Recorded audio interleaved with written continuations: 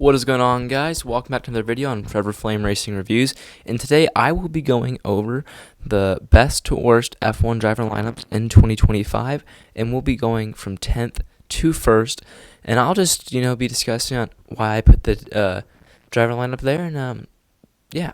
So we'll just dive straight into it with number 10.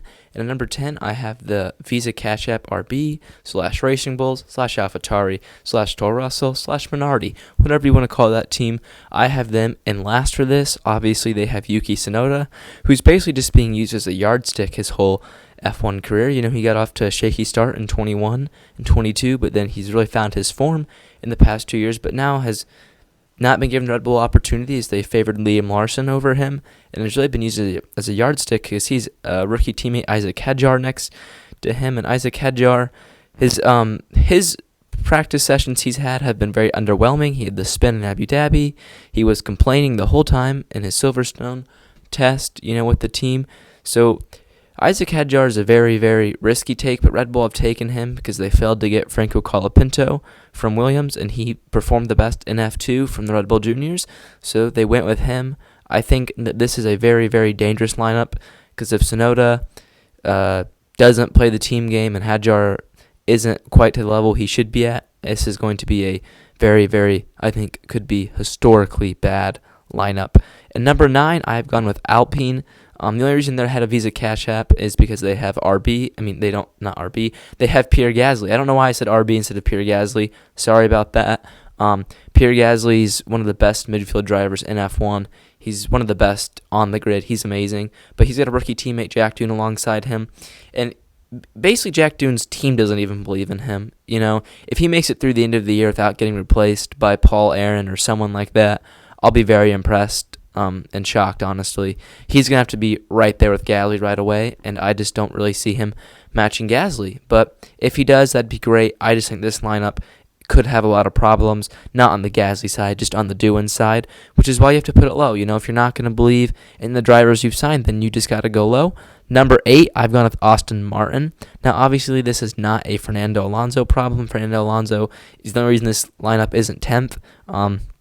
Having a 2-time world champion like Fernando, you're obviously always going to be having at least one good side of the garage. But on the other side of the garage, they have, Lance Stroll. His dad owns the team. He bought the team 2018. He joined in 2019 from Williams, and just ever since then, his performances have been terrible. And they have a guy like Felipe Drugovich who completely deserves to be in F1. Every time he gets the FP1 outings, he's been nothing but brilliant, but fails to get the ride over Lance Stroll. I think Lance Stroll should move over to their hypercar / sports car program, whatever you want to call it. It's Aston Martin based. You could move him over, and he could have a job for life there, and they could hire Felipe Drugovich. What about Drugovich Alonso lineup in 26, and Stroll moves over to the hypercar? That'd be dope. And then Alonso retires, and you bring in Yuki. I just think there's going to have to become a point in time where, do you want to be Constructors' World Champions, or do you only want to win a Drivers' Championship? Because you're never going to win a Constructors' Championship with Lance Stroll in the car. That's just the reality. Red Bull proved it this year. You have to have 2 drivers. Unless your car is completely dominant, then it's okay, I guess, just have one good driver. But you're going to have... Aston Martin, what I'm trying to say is, they got to make a choice on Lance Stroll. That is 1,000% for sure. Now we're going to move on to number 7, and I gone with Sauber / Kick, but in 26, they're going to be known as the Audi. These drivers did not sign for this team for their 2025 campaign. They signed for them for 26 and beyond, because we know what happens in 2026 and beyond. This team becomes Audi, but they will be having Nico Hülkenberg and Gabriel Bortoleto.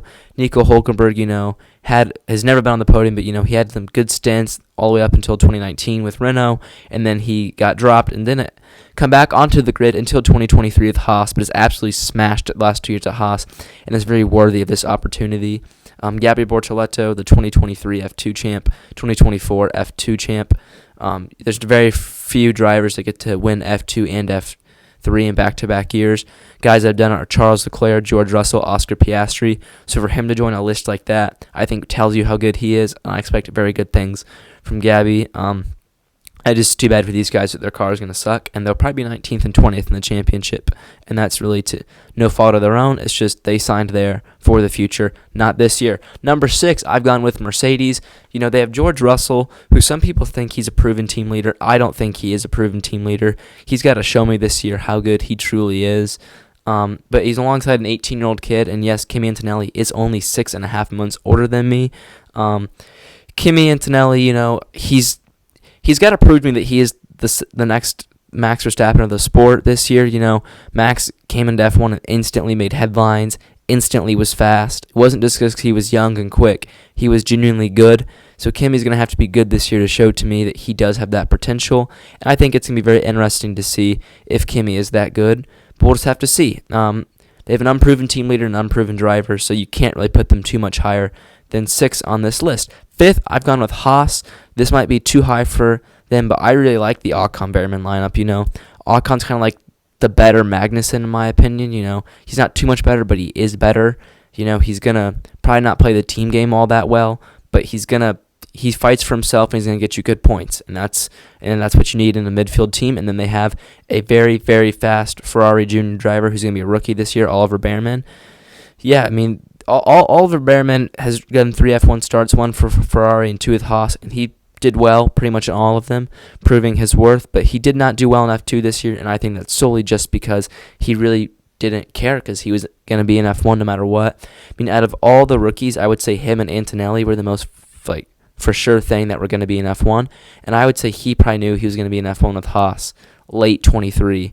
Antonelli probably didn't. But them two for sure knew they were going to be in F1 this year. They had the most for sure thing other than the other 4. Doohan, no idea. Hadjar, absolutely no idea. Larson, sort of knew. And then Bortoleto knew kind of had to win to get in. And that's what they've done. But those 2 guys probably could have done whatever they wanted to do, and they were going to get in.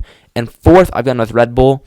They have Max Verstappen, the best driver on the grid, so if you're going to have the best driver on the grid, you're going to be in the top 5, and the way it worked out this year, they fell 4th in my opinion. They could easily move up to the best, honestly. It just depends how good Liam Larson is. I'm very excited to see how good Liam Larson is. Hopefully he performs super well, because I want nothing more than Liam Larson to do well, but Max doesn't need any. I don't even talk about Max. Obviously, Max is great, 4-time world champion, going for his 5th. It's going to be hard to beat him this year. It just all depends on how good Liam Larson is. And 3rd, I've gone with Williams. I really don't know how they've achieved Albon Sainz lineup. That is crazy to me. I guess it's more just good for them. They deserve to have a lineup like this. Hopefully, we all know their car's gonna suck this year, but hopefully in 26 they have a really good car, so their drivers can fight. But mainly this year, Albon and Sainz just gotta thug it out, and hopefully they can do well in 2026 if they get a car. Number 2, I've gone with McLaren. The Norris-Piastri lineup is just crazy. 2 young guys. McLaren does not need to change their driver lineup for the next 10 to 15 years if none of them change, because we know Norris isn't going to slow down. We know Piastri isn't going to slow down. It's honestly crazy to me. McLaren have the best lineup for the future. There's no question about that.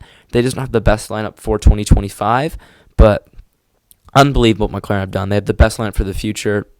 2 young guns, and either one of them could easily be the world champion this year. And number 1, I've gone for Ferrari. Leclerc, Hamilton. You have a 7-time world champion versus the Ferrari dream golden boy. What more could you ask for than this? This is Ferrari's dream lineup. It's crazy they've achieved it, and I'm just super, super happy for them. We'll see how it goes. If Hamilton fails, then it's not the best, but I don't think he will.